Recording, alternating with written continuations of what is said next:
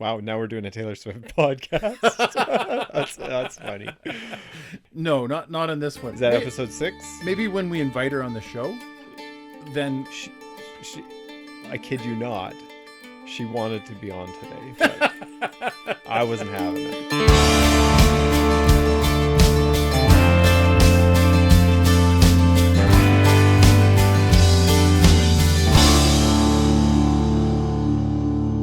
what I'm going to do is I'm going to introduce you, okay?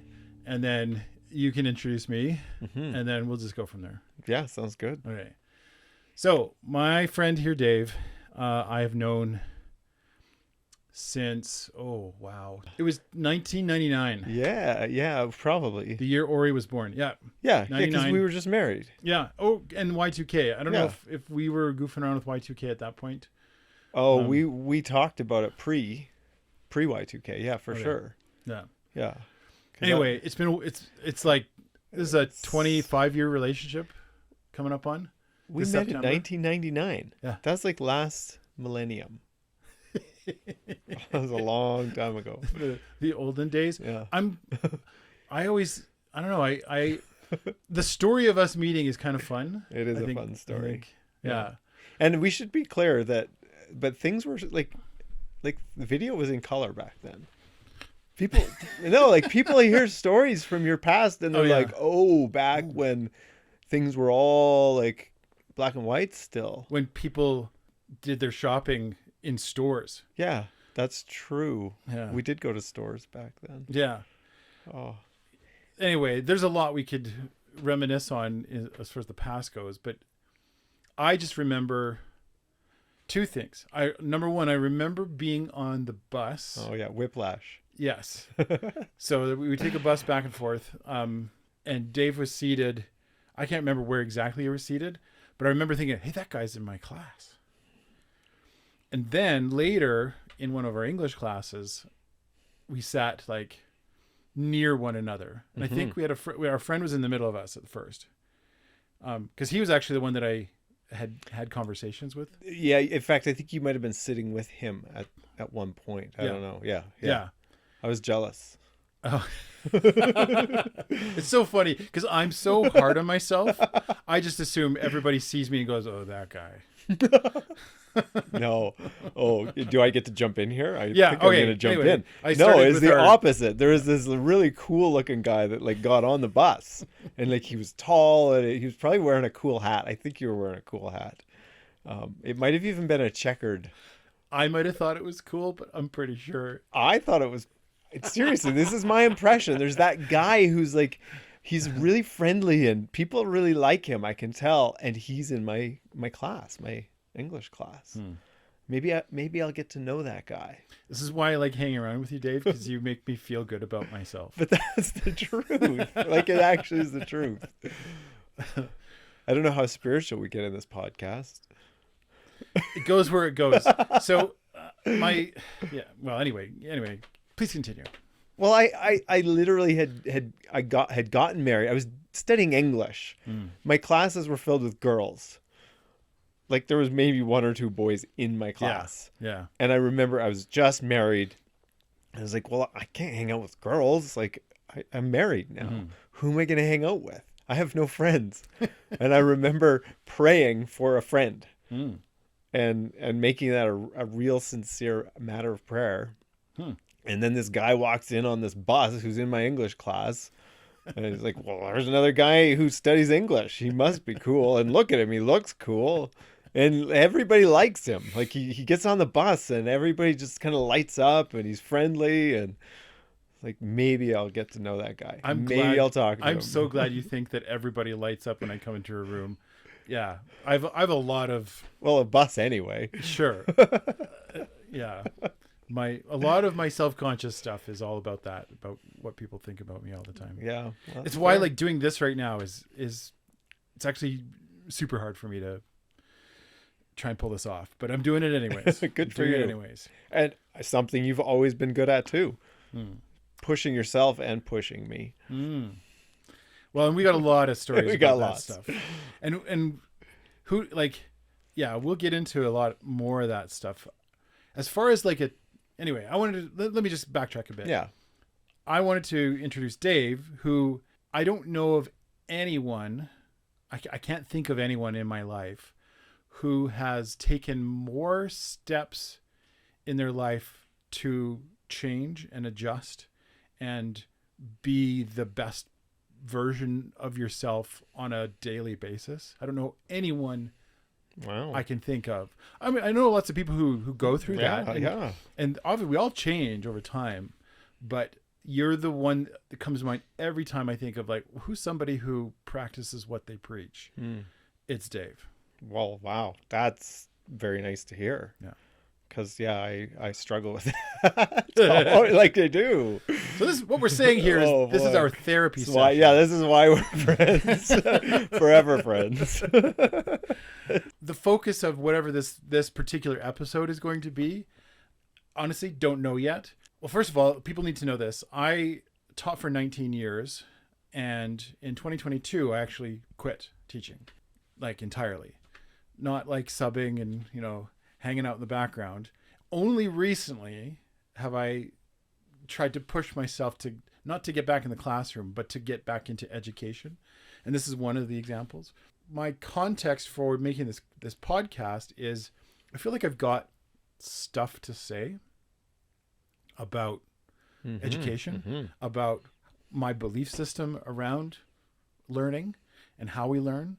And like really high up on that priority list is not outdoor education, but outdoor learning, right? And that's a distinction. Outdoor learning, you're in the outdoors and you're learning stuff. Right. And the outdoors can be, doesn't have to be, can be the text, or it can just be the environment, and then you have an actual text that you're reading. Whereas outdoor education is learning skills about the outdoors. Yeah. Anyway, so that's pretty high on my list. So that may come up in this episode, may not. Both you and I share a huge passion for poetry, specifically romantic poetry. And when we say romantic poetry, we're not talking about lovey-dovey stuff. No. Yeah, not what Taylor Swift calls romantic poetry. Although, give her credit, she actually... she knows she can distinguish between the two. I figured this out. Yeah. She's got some good references to the romantic poets. Yes. She has a song called The New Romantics. Which I'm not actually that familiar with that one. Yeah. Is it a song or someone's going to It's this thing. The Lakes comes to my mind as one of her songs okay. references Wordsworth and right.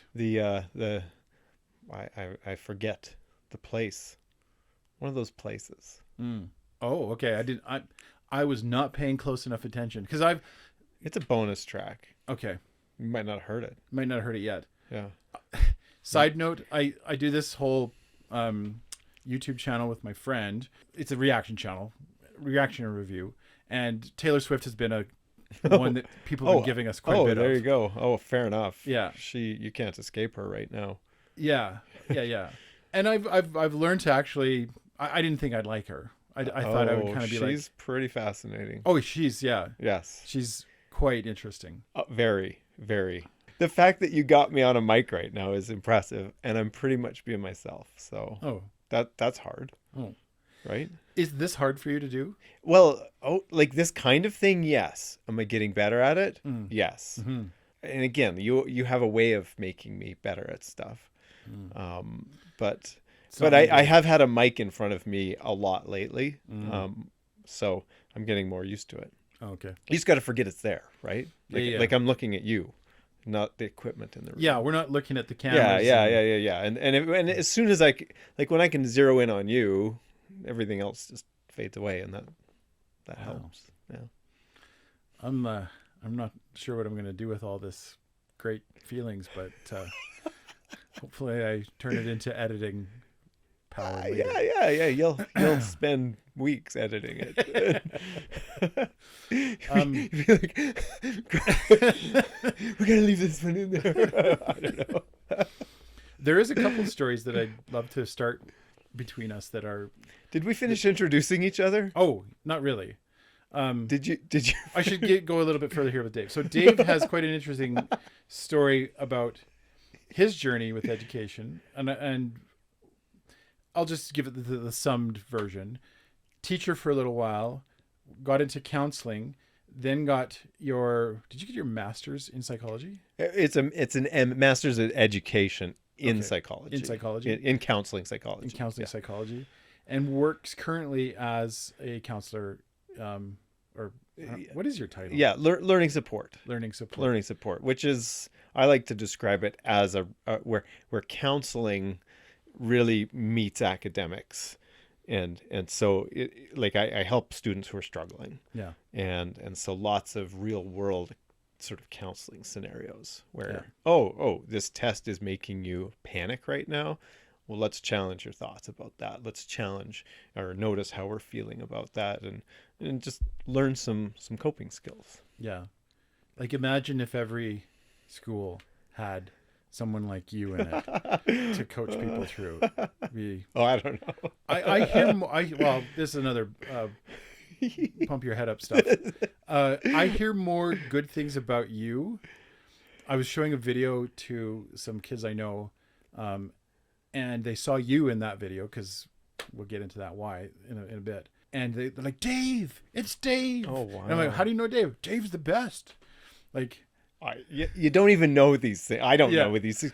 Even with you telling me this, I don't believe it. Which Oh. I know, like I believe you that happened, but I'm like, yeah, they don't know. They don't know that guy. Anyway, oh yeah, that's funny. and then one last thing I'll talk about Dave is he is a part owner of a success. This is your side business / main business. Sure, yeah. Part owner of a camp called Faces Education, which I've been involved with For years. the year after you got started. Yeah, 2010 I was or yeah. 2009. You were 2009. I was 2010, or maybe I think I was you were 2008, 8 and I was and you 9. were I think you were 9, 8. I was yes. 9. Yeah, Did you first guide for us and then start working I did 1 as a year leader? of rock that's, guide that's stuff, what I and then- remember. Yeah, And then I was got looped into all the leadership all the leadership roles. stuff, and Yeah, all of those days, years. and now one of our really important leaders still No, it's leading our camera. I count myself lucky to be your friend. So yeah, Oh wow. it's one of the things that I feel like I have an anchor in my life that I don't feel like is gonna like screw me over or That's true. do I'm something that's gonna I have felt that for a long time. not, maybe elusive at times, but certainly we'll be there. Yeah. I get in my head a lot, and I think I always feel like, but Dave's not going to get in my head. Yeah. Oh, good. Yeah. I hope not. Anyway, that's my Yeah. intro of you. Well, thank you. Wow, that feels really good. Hey, we're here with Nathan Clark. Nathan. Now I feel like I'm supposed to be looking at somebody. Oh, right. Anyway, no, Nathan. As I was saying, I first saw on a bus called Whiplash, and he seemed a little larger than life to me, but he was in my poetry class, and I was like, if that guy's in my poetry class, he must like some of the things I like, and therefore I should get to know him. And I don't remember exactly how that happened because I'm pretty shy. Back then I was much more shy, and more awkward.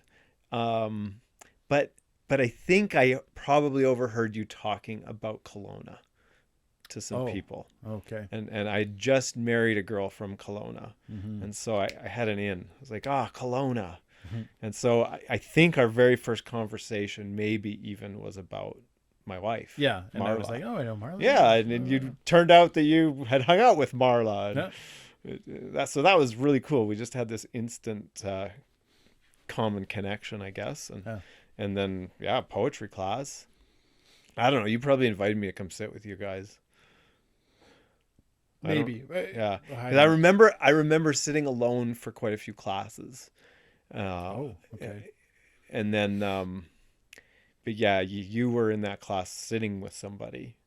Envy right here, right? But yeah, eventually I got to join, and there were the three of us sitting together. Yeah. And that was enjoyable. Oh, Nathan. So like, what hasn't he done? so we were in university studying English to become teachers. I remember you had this great idea to join the military in university. You wanted me to join too. I was like, did? I mean, you asked, Oh, of yeah. course. It's like, hey Dave, we should join the military. So that's the biggest thing that I would share about you is Nathan has always been the guy in my life that's been, Dave, there's more out there. We should try it. And Dave's always like, I'm content at home. But yeah, so interesting you mentioned that I'm a guy, I guess, who has learned or changed or whatever over my life. I see you as a guy who's been instrumental in that change, and some really key moments in my life. I didn't join the military with you though. No, I didn't. I did convince another person to join the military with me, though. That's awesome. Yeah, no. But that was fine because I enjoyed hearing your stories, your military stories. I remember, yeah, you had lots of them and they were colorful and interesting for sure. But yeah, I guess, I mean, fast forward to, Nathan and I, we've taught. We haven't always taught in the same school, but we got to for a few years. But we would, for a long time there, we would meet up in Calgary at teachers convention. Like, cause we were like, I didn't forget about it, but yeah. I think every time about I think about it, every I get convention. nostalgic. Yeah. Me too. Yeah. Like I miss that. I miss that a lot. Because like we lived like 4 hours apart for a number of years, but we would meet up in Calgary at convention, get a hotel, which was splurging for both of us. Oh yeah, right. We like bunch of little kids at home. I don't like never like going on trips and spending money on ourselves kind of stuff. But we get a hotel, bring some root beer. Yep. Bring our poetry books. Yep. I know that there's some people listening to this and going like, what? Yeah. That's what you guys did for fun? Well, there's nobody listening to this. Yeah, that's true. Yet. Yeah, good point. That's the thing. Like, okay, is that what we do for fun sometimes? What else do we do for fun? I mean, you taught me how to rock climb. You've taken me to some of the most remote places on planet Earth. And I got really scared. To me, this touches on an important topic that interests me. And maybe that's what the purpose of this particular episode will be, is the idea of invitation, of inviting people to do things and giving people a chance to take that in.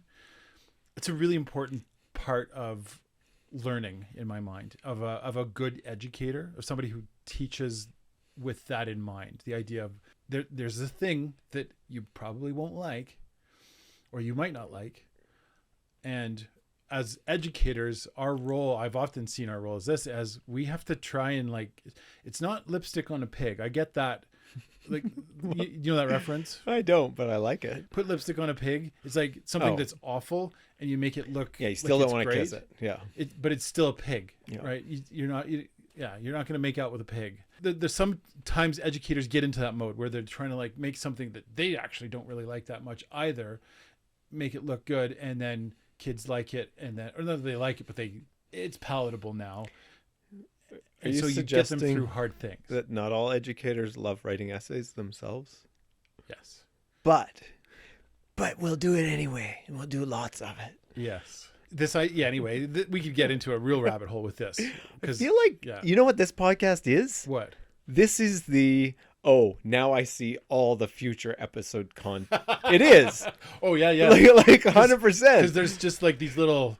Yes. Oh, we could go there. We could go there. We could go there. We could go there. Yeah. Maybe this one gets broken up into like, this is now just the intro for podcast number 7. Because anyway, I don't know. We don't want to get too in our heads today. No, and like my least favorite word is assessment. I don't know if I ever want to do a podcast on assessment. However, like I do have an interest in calling out bad assessment practices. Absolutely. I love to talk about assessments. So Okay, and that's this a could good work. that's a good back and forth. I love to talk about it for the same reasons. Mm. But I think my own journey with assessment's been interesting. Well, I don't know. Are we going to story time? Are we? Yeah, story time. What do you got? Well, I mean, the classic Nathan story of invite is repelling. We'd gone camping. Yeah. And then you and I, had just gone. Yes. Slabs. The Wasatch Slabs. Yes. So we had gone. Oh, we'd gone back to the Wasatch Slabs a later time. That's right. That's what I'm confusing. When you were like a super climber and I was. Yeah. Well, you taught me how to lead climb that time. Yeah. Probably the last time I led climb. I don't know. No, maybe once or twice after, but super climber. What I love about that is that we had gone out, I think, together, just you and I. Maybe the kids and the families were still waking up or getting breakfast going. We're gonna go set up ropes. Sorry, I say we. Nathan was gonna go set up ropes and bring Dave with him because Dave didn't know much about anything at this point. I don't really remember the landscape other than I remember we were somehow walking out onto a ledge that was partway up a cliff face that, I don't know, extended forever as far as my memory goes. and we were really high up on this ledge type thing. Like, you had gone out to start setting up the rope, but then suddenly you needed me to do something. And so, like, I wasn't going to go set up ropes and I wasn't going to go out on a ledge, but I was willing to help you. And you just needed me to, like, hold the rope here and, like, do a thing with it. And somehow, like, one thing led to another. And not only was I holding the rope, but pretty soon, like, the rope was tied around my harness. and then pretty soon, like, it was just like, now Dave, I just need you to start, like, rappelling down. It's like, what do you? I'm not rappelling. I'm like looking behind me, and I'm like, I don't walk down cliffs. And you're like, well, yeah, no, like you're on the rope. Like, the rope has you, and you just go down. And all my memory of that is that there's this tree that I think is the anchor for the rope, probably, and is a pine tree growing out of the cliff. And I'm just hugging the pine tree and looking behind me and like, no, like I'm not doing that. I didn't join the military and I'm not walking down a cliff.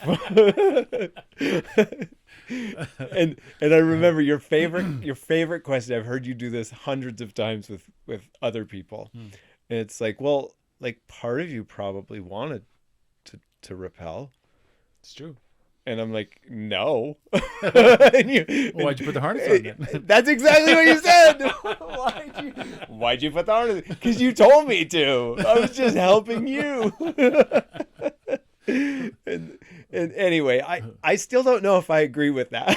However, in that moment, part of me did want to rappel. I don't know if a part of me did when I put the harness on, but definitely I was like, yeah, why can't I rappel? Right, because I hadn't given you all the information about what we were doing about rappelling down. Yeah, it was a surprise. Yeah, had you planned that? But I don't know. Right? Maybe. Probably not. Honestly, probably not. If you know me really well enough, probably not. No, I know you didn't. Yeah. It was just, but one thing leads to another. But when we do this in a different scenario, so in the camp that we work at, kids know that they're rappelling. When they're putting a harness on and they walk up to the top. Oh, that's true. They've seen the videos of it. There's no way they missed it. To come. So when they get to the end, they're like, I don't want to go. It's a pretty easy question. Like, well, then, okay, cool. Yeah. Tell me about what's going on with you. Well, I hate this. I didn't sign up for this. I didn't want to do this. Like, okay. Did you think that when you put on the harness and you walked up here? Were you thinking, I don't want to do this? Yeah. See, there he's got it. The power of invitation. Yeah. Right there. And I've learned not to jump to, well, then why did you put the harness on that? Right? Yeah. If you can help people process things for themselves. Then why'd you put that? Yeah. I think that's how you were with me. I was probably, I probably was. We have a different relationship, though. You can be that way with me. Anyway, needless to say, Nathan got me over the edge. He got me to let go. You lot got Anyway, I repelled, and I remember thinking it was amazing. I'm always happy to hear stuff like that, because I always feel like I've been, as a teacher, been inviting kids, other teachers, people my whole life, and a lot of those invites go on deaf ears. A lot of that stuff just kind of, I always feel like this is one of the reasons I reconsidered being a teacher and why I went through that whole process of not teaching anymore. I felt like what I would do is put out a buffet all the time of stuff and have my heart stepped on over and over again when the kids just went through the buffet line and took the crackers and just sat down and ate those and like, these are stale. Yeah. Like, yeah. That's the best way I can describe the feeling of working hard as a teacher to help people to, grow and change and make those important learning choices in their lives, and then just watch it get totally wasted. And there's variations of that I've tried to do better at, so that, like, for example, I hated it when people would throw my essays in the garbage after marking for hours and hours, and then watch a kid go, oh, that's what the mark is, and then chuck it in the garbage. Hated that. And so I put in things in place to try and help kids to process that, to see what that mark was. We're getting to assessment, and I didn't want to talk about assessment. Yeah, I think lately I've been less inclined to invite people. Yeah, for that reason. Yeah, you can only get your heart stepped on so many times before you yeah. It feels, why am I doing this? Yeah. Let's go back to poetry class. Sure. I have a very vivid memory of that particular poetry class. We had a professor that both you and I adored. We really enjoyed his teaching style. And I think you and I know for myself, speak for myself, I deliberately tried to bring some of that style into my teaching because I felt so enthused. I mean, I don't know how to describe this professor that we had, other than just he was passionate, very, to a level I'd never seen in an instructor. There were plenty of other instructors who were knowledgeable, but this particular one took that passion and the knowledge to this exponential level that, like, pushed us to push ourselves actually much harder than I think I would have any other place. Do you remember what he taught us about a failing mark? No. Oh yeah, like this is remember back in 1999. Yep. Growth mindset hadn't hit the the popularity circuit yet. Oh, right. And this professor would hand back papers, and he'd talk about the marks a little bit, and he'd always say, and if you got an F on your paper, it doesn't mean failed, it means failing. He said that? Yes. Wow. He said that. That is super forwardly. Yes, it means failing, but the course isn't over. And so here's what you need to do so that you can learn what you need in my course. And he'd outline, the plan, like, come meet with me and I'll teach you these things and I'll show you how. Yeah. And you're going to get better as a writer. If you show up and you do the things, I'll teach you how to do the things. And you bet that both you and I have been hugely impacted by that. Oh yeah. Right? That like of course, like the people who come, the students in your class, or people who come to Faces, or people who want to work with you, in whatever your endeavor is, are coming because they're hoping to learn more. They're hoping to get better at stuff. And so to dismiss people because they can't do something already, right? And to start sorting people into, well, they're good at this and they're bad at this, he really ignited that for me. Unfortunately, I think throughout my teaching career, I started to get pulled away from that sometimes, especially as I started teaching the academic level courses. That feeling of, like, you've got kids in your class who it feels like they're way over their heads, and feeling like, I want you to be successful here, but I don't know how that's possible. Mm-hmm. You know, you're in a grade 12 level course and you scraped by last year, skin of your teeth, Yeah. and we got to get you through a diploma plus my class. Don't know if Yeah. how Yeah. to do that. And that I always struggled with that. I shouldn't say I always struggled with it, because I really felt like I found ways around that in some of my approaches Mm-hmm. to teaching. And I've seen other teachers do it too, that they're able to like empower some of those kids that, you know, maybe the traditional assessment is going to work for them. They have to do a traditional assessment at the end of the course, Mm-hmm. no matter what, because it's, you know, a government exam. But can we perhaps give you a chance to, you know, show your other abilities to communicate? Maybe. Mm-hmm. Yeah, maybe. Anyway. There's assessment again. Oh, it's so funny because like I it's not that I hate talking about it. I hate the like everything else that's wrapped up in it. Yeah. When I'm a teacher, I hate it. Yeah. Oh right? yeah. Outside of it, I could talk about all the great ways that it works, and Yeah. but and I'm sure there's teachers listening to this that go like, yeah, that's how I feel too. Yeah. Probably. Uh-huh. Mostly what I felt with this professor, I just felt like, how do I bottle that passion up? This is the key to it. His passion for the poetry that we got to read made me passionate about poetry that I didn't care about before. Yeah. I didn't even like poetry. Yeah. Like I liked English in high school, except for poetry. Yeah. It wasn't until his class that. And lots of other teachers feel Yes. the same way. Yes. Students, Yeah. you know, poetry is this thing that you have to do. And there's all kinds of reasons why, which we're not going to get into, but Yeah. I just felt like he could say anything at that point about poetry, and I'd be like, keep telling me more stuff. Yep. You know, it was easy to buy into whatever he was selling. Yeah. Yeah. It's like he had a bit of a key that you could just unlock the mystery of what poetry was. Because why didn't you like it before that? Well, I should say I had like a tiny inclination towards it that was secret, Sure. right? I'm sure you had a similar version of that. Where it's like, oh, I have this poem that I wrote when I was 12. Oh yeah, yeah. I wrote poetry, of course. Yes. I just yeah, didn't right? want to. It was the whole read it and tell me everything that this means. Oh, yeah. Whereas like I don't know, like I just looked at it for the first time.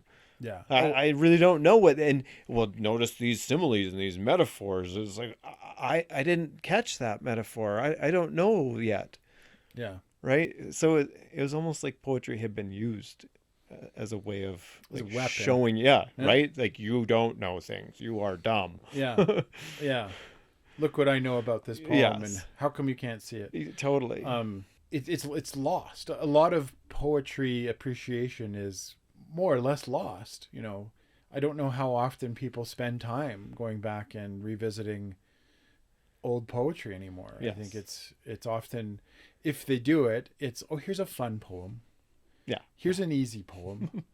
Here and everyone's go-to for poetry is always, you know, da da da da rhyme, da da da da rhyme, da da da rhyme, da da da rhyme, and that's fine if that's what people think poetry is. But like, oh my goodness, it's so much more than that. Mm-hmm.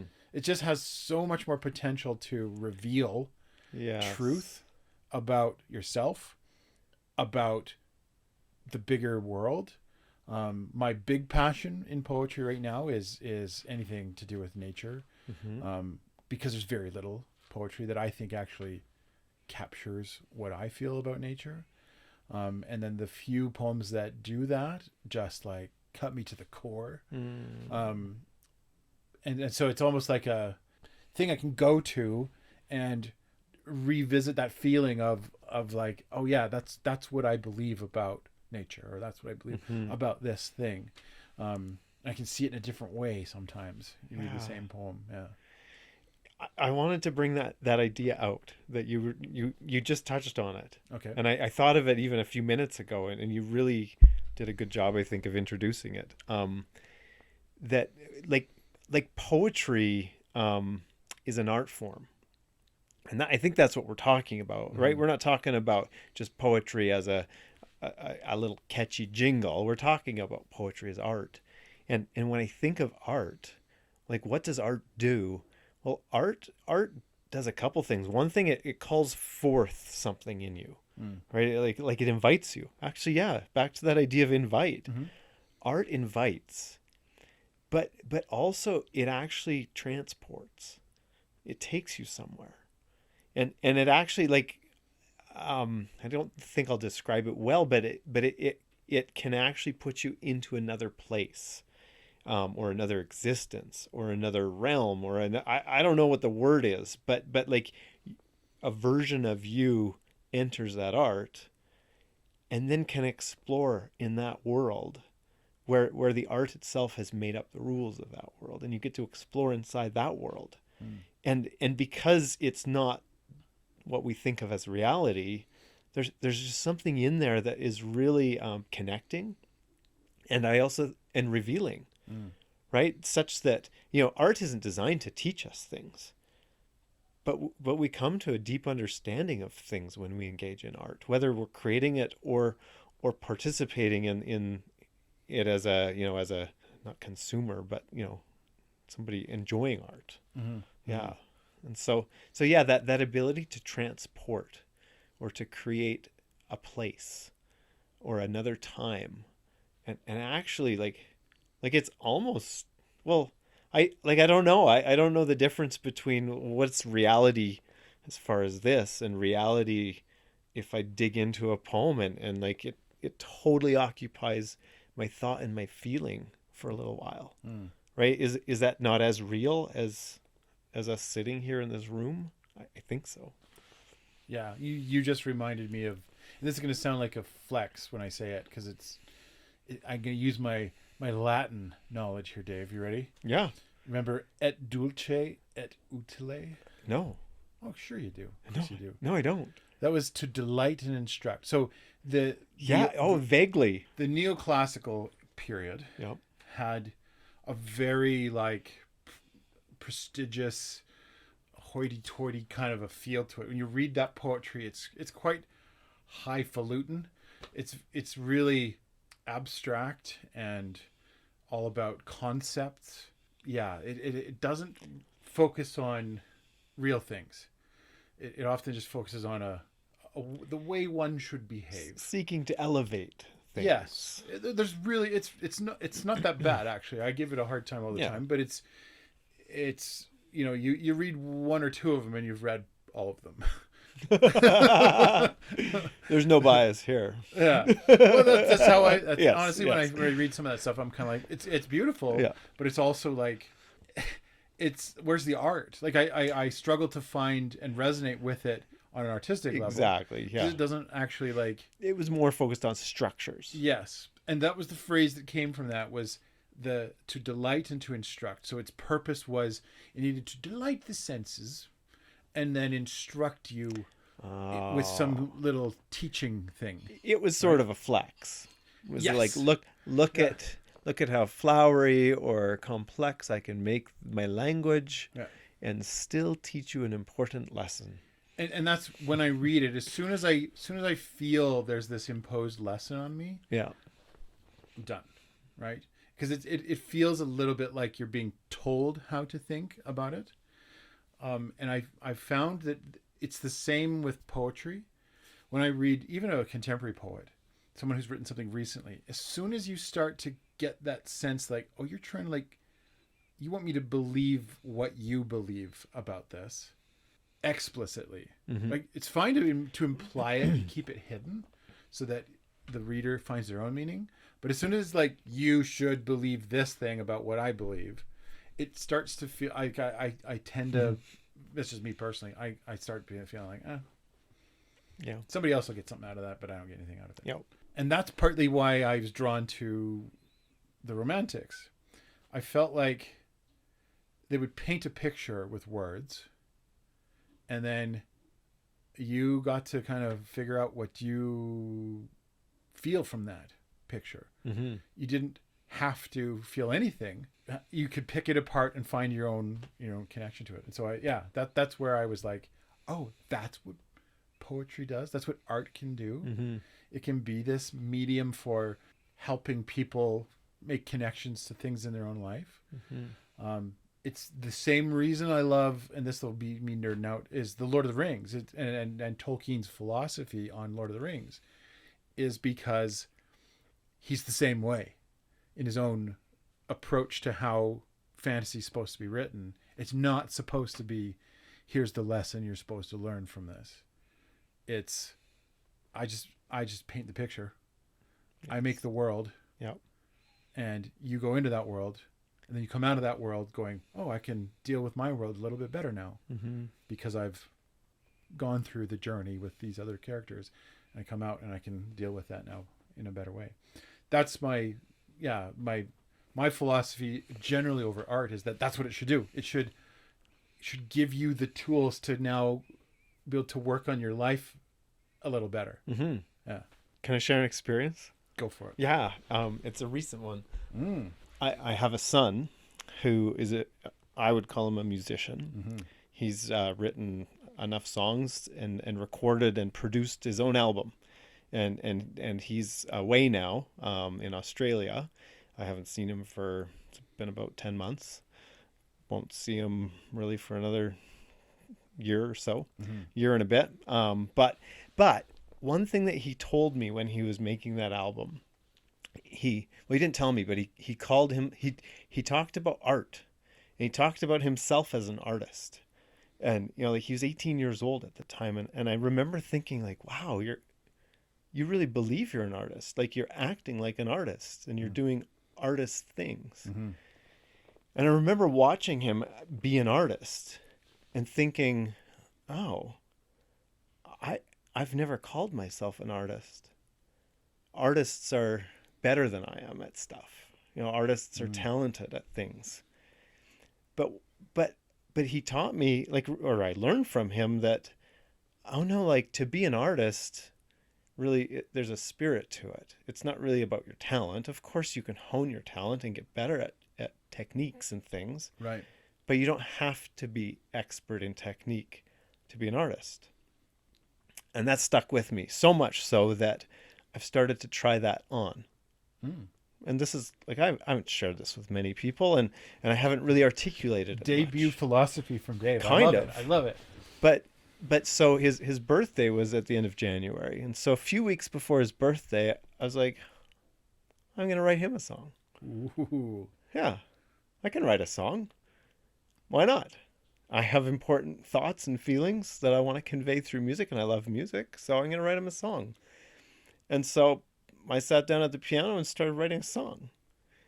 And parts of the song came out, and then I was like, I'm going to record this song and I'm going to produce a song. I'm going to make a song and send it to him.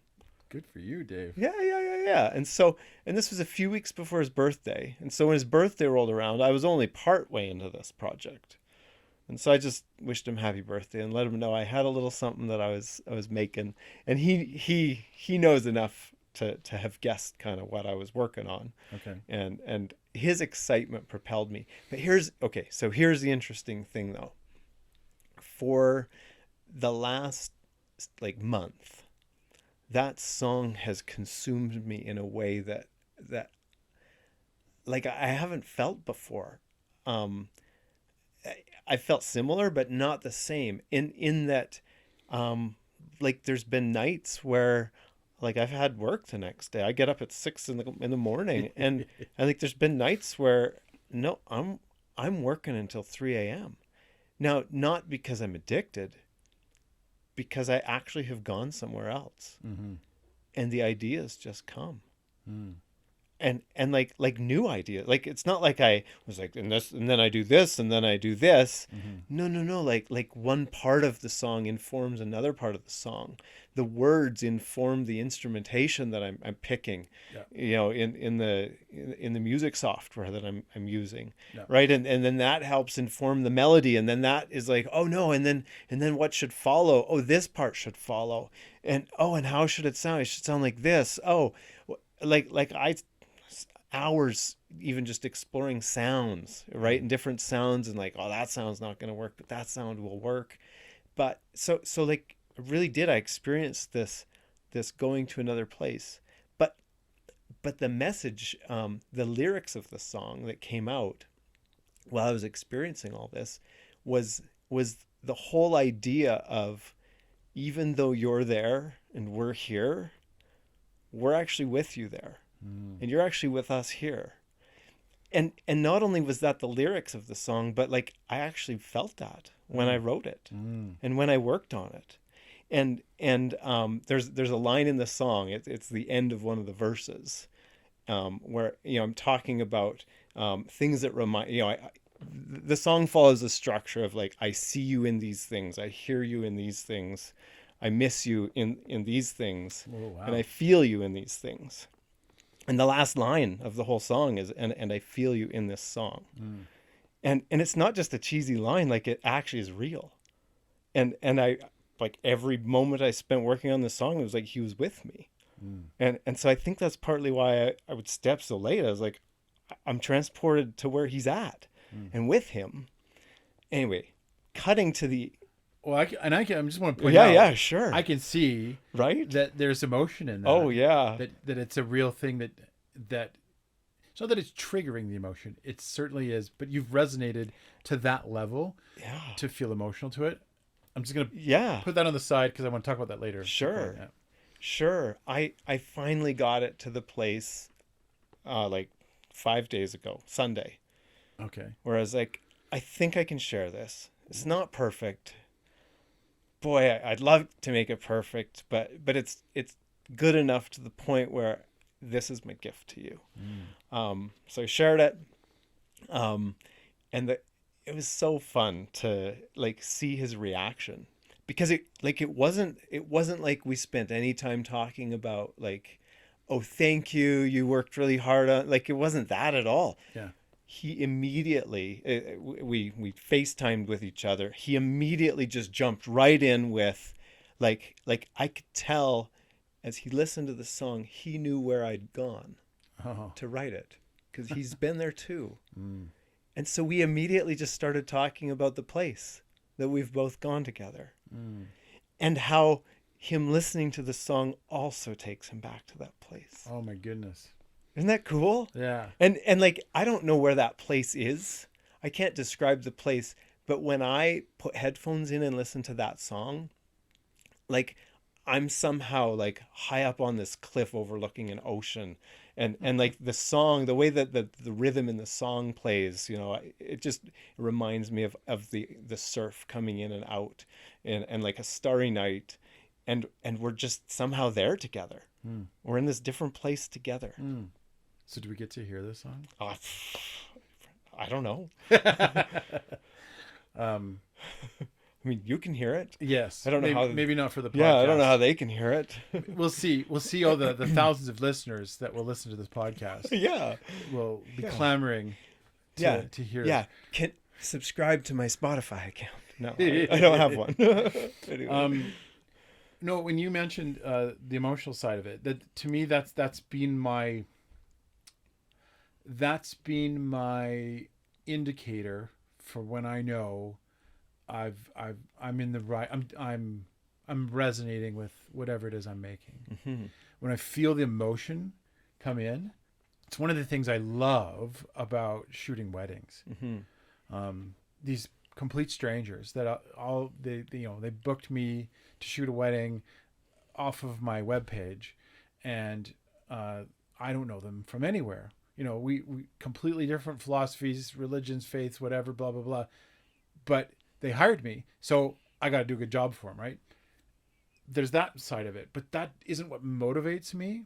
I end up just shooting stuff and then feeling like, what's the feeling from this?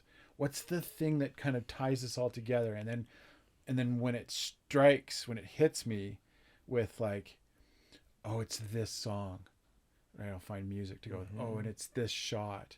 And then when all that starts to hit, I'm just like, this is it.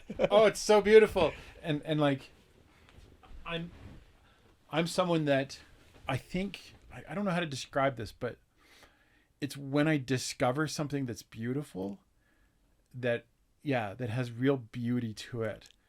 and I can appreciate that beauty, that's an emotional feeling for me. Mm-hmm. That's something that it just resonates so strongly with my beliefs and how I see the world. When and that's what I'm getting at here. When I'm working with this couple, and then I see something that's like, I'll give an example. I don't want to give names or anything, but I had this couple recently, and one of them had lost a parent. In the wedding, they had made this little table with some pictures of the person that passed away. It was just off to the side. It wasn't the biggest deal. He was wearing this little pin with a picture of the person, Like the groom that had passed. The groom Yep. was wearing the pin. You might have missed that if you weren't like really looking for it. And when I went through my footage afterwards, and I discovered, I purposely went out of my way to try and capture some of that, but I didn't know what I was going to do with it. And then when I like realized how that fits so well into it just became this theme for the video. And when I go back and watch it, I still feel emotional watching that video. And that's what I've found for anything that I make, any creativity when it's involved, when you get the emotions kind of wrapped up into it. And when I say emotions, I mean like, well, I guess that doesn't matter. You can have raw emotions that go all over the place too, and that's okay. But the emotion needs to be an ingredient, and when it's there, it just, I resonate stronger with it. I stand behind it more. I'll be like, no, it's good quality. I'll argue with somebody even and say, no, I think I did a good job on this because I've found my my personal connection to them. Not in spite of that, I guess is what I'm getting at. Not in spite of the emotions, because of the emotions. The emotions are a key ingredient to being able to make something or have like legitimate learning, if you want to call it learning. But it's really more the connection and in like literal connections in your brain. Yeah. The memories of those things are so strong now, as I'm sure your experience doing this is going to be incredibly strong because it's fused into your emotions. Yes. Yeah. Brene Brown talks about vulnerability. And I think when you talk about emotions, it's a similar idea, but her point with vulnerability is that, don't confuse vulnerability for when you're just sharing so much of the rawness with people that it turns them away or makes them uneasy, right? Yeah. She really talks about that idea of that don't throw your emotion or your vulnerability into it as a way of you processing it. Already have processed it. And like you say, no, it's an ingredient. It's a part of it. Yeah. It's not the thing itself, right? And so I appreciate that about what you're saying. You showed me that video that you're talking about, and I don't know anything about the people in the video. I have no connection to them other than you filmed their wedding, and yet I felt that. I remember that scene vividly. I've told a few people about it, just how impactful that scene is, and the way you captured it, really conveyed the meaning behind it. Yeah. Right. I took quite a pay cut in being a videographer that has for hire, from being a teacher with a regular monthly salary. Yeah, huge pay cut. However, the videos that I've been able to make have been just incredibly rewarding on a scale that just didn't happen as a teacher. I definitely attempted things like that while I was a teacher to try and create things that people would enjoy, like my students might enjoy or other teachers might enjoy, and to limited success. Whereas like I just get such a kick out of taking somebody's idea and going, oh, you mean this? Have I connected this to something? And when I see people go, yes, that's what we wanted, it makes my day. Yeah, it's such a good feeling. I feel very stable's not the right word because I'm still a mess, but like I feel very when I'm doing that kind of stuff, I feel like I'm doing the right thing with my life. Yeah.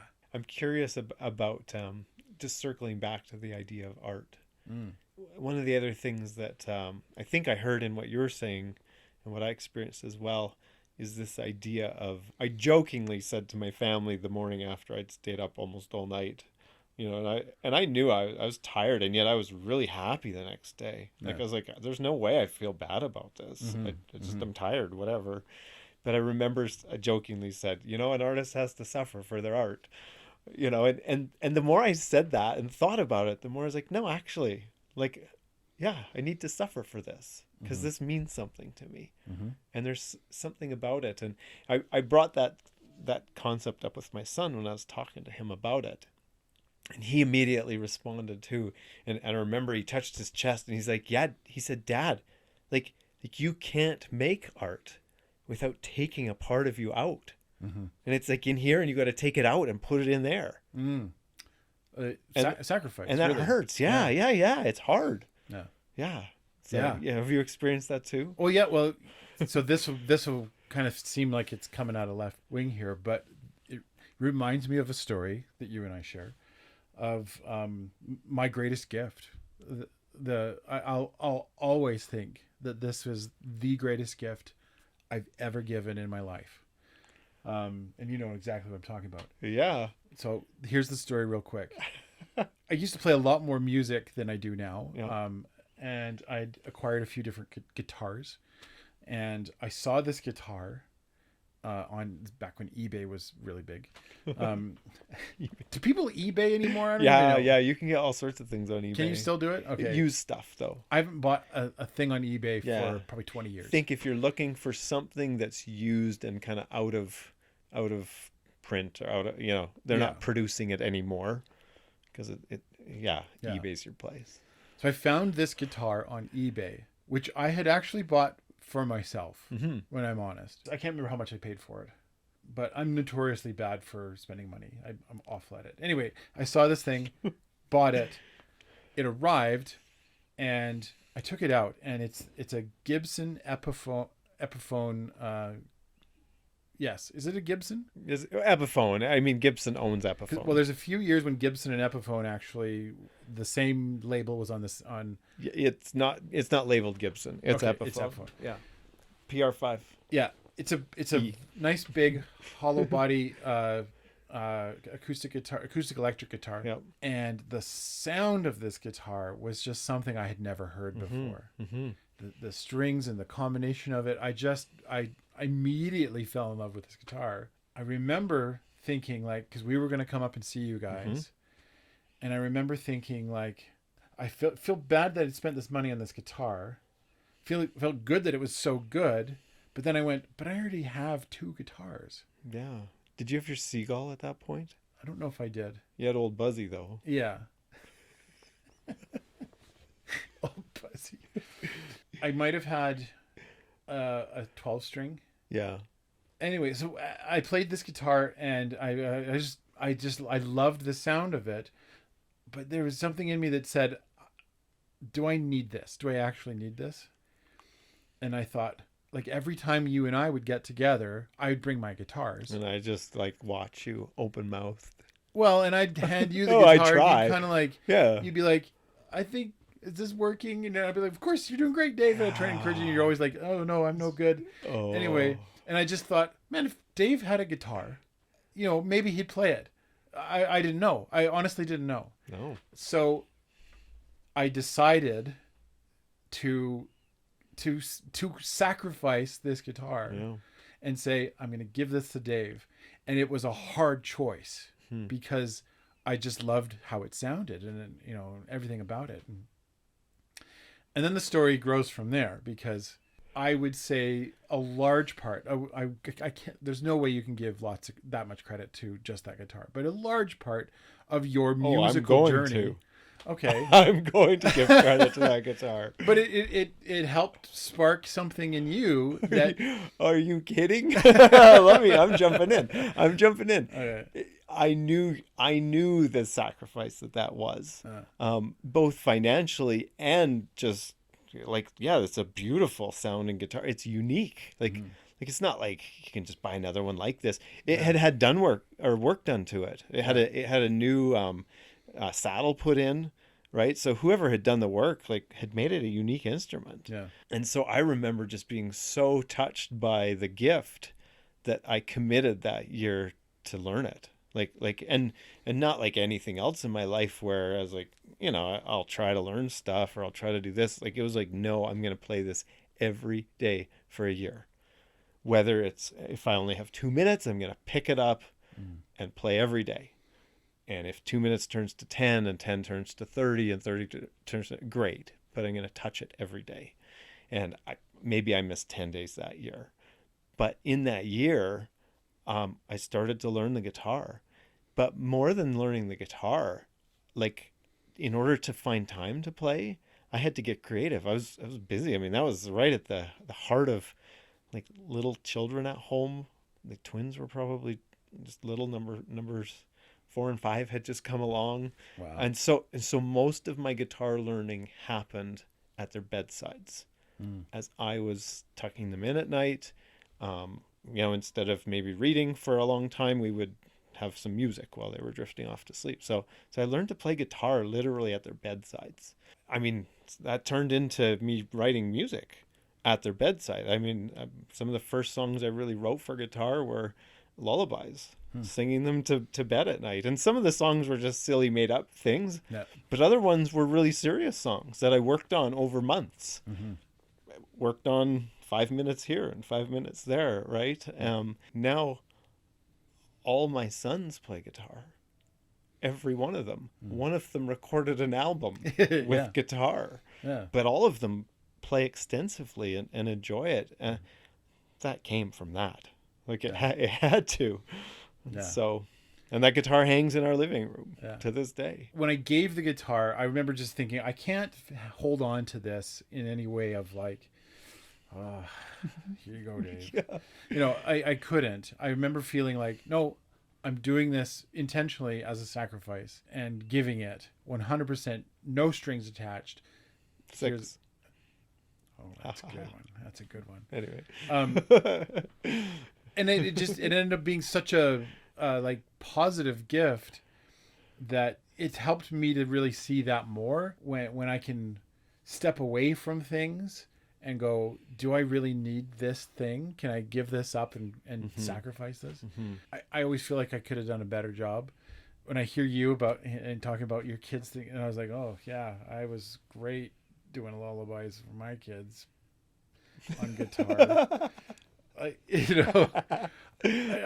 not all a wash. Like, all 3 of my girls are very musical. Yes. And they like music and they enjoy it. So it's not like it, fell apart or anything. I hear that and I'm like, oh man, I wish somebody gave me a guitar, not a guitar, but like something like that to kind of be like, be an instrumental change in my life. I'm saying that out loud, and I'm like, oh yeah, there's stuff in my life that's like for that. sure, So for sure. Like, Oh yeah. I think of these episodes as being around an hour. Yeah, that's kind of what most people can handle. It might have been 4 hours. I wouldn't have known. It wouldn't have known because we went somewhere else. I felt transported. Yeah. Yeah. Time just kind of disappears. Yeah. And I'm sure the listeners feel the same. I hope so. I hope that's the feeling, dear listener, as you're listening to this, that you feel in our conversations. You get transported as well, or you just think, oh, these guys are going to ramble for an hour. I can get the dishes done while I listen. That's true too. Yeah. Maybe we have pleasing voices. I hope so. Yes, I hope so. Dave, I think this is a lot of fun. Yeah, I enjoyed this immensely. Me too. I think been looking forward to it. I think we're up for another one. Yes. Whenever we can find that time. Let's schedule it. We're in a different time than we used to be when we had little kids. Yep. And this is good. And I do want to mention that I do plan on bringing in other people sometimes. Mm-hmm. This is going to be a thing that you and I do frequently because there's so much that we're not saying. Right? Yeah. So we just much touched content on so many things, to bring and in. There's so many more. Yeah, stick around. This is going to be a good episode, or this is going to be a good podcast. If you're not convinced yet, well, there's more to come. It's going to be great. I've enjoyed this, Dave. Yeah, me too. Okay. Till next time. Till next time. Woohoo!